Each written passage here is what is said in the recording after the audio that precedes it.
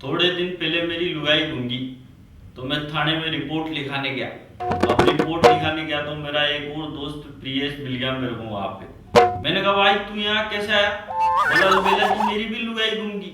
और मैंने कहा तेरी लुगाई कैसी है? बोला कैटरीना कैफ जैसी आंखें, ऐश्वर्या राय जैसे गाल, प्रियंका चोपड़ा जैसी चाल, मेरी तो ऐसी है। बलबेला जी आप ये बताओ आपकी कैसी है? मैंने कहा भाई अब तो मेरी छोड़ तेरी ढूंढते हैं। आदमी को कभी भी शादी नहीं करनी चाहिए साहब। शादी करते ही आदमी ना माथा फोड़ी चालू हो जाती है उसके साथ। आदमी घर से बाहर निकलता है तो पीछे से उसकी बीवी फोन करती है कहाँ हो?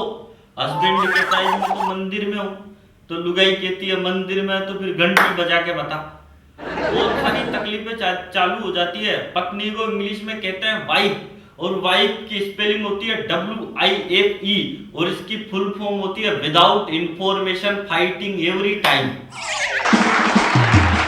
एक आदमी अपनी लुगाई के साथ साथ नैनीताल में गया हनीमून मनाने।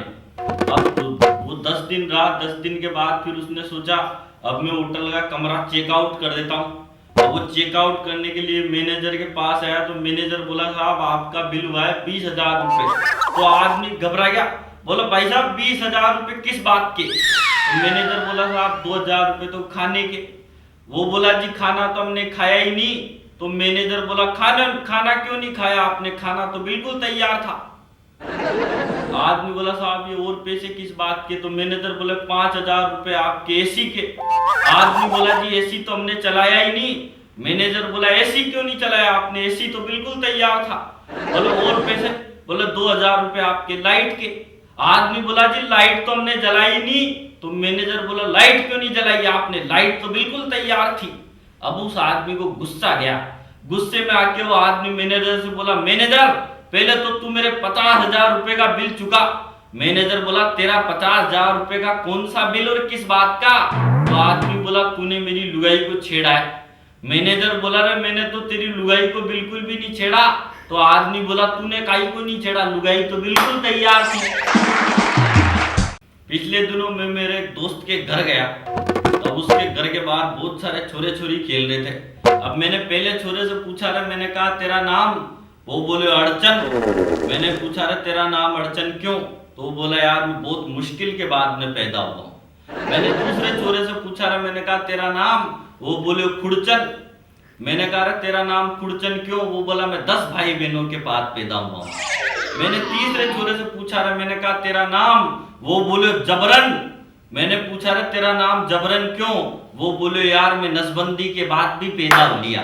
मैंने उससे कहा तेरे पिताजी क्या करते हैं? वो बोले सर्जन।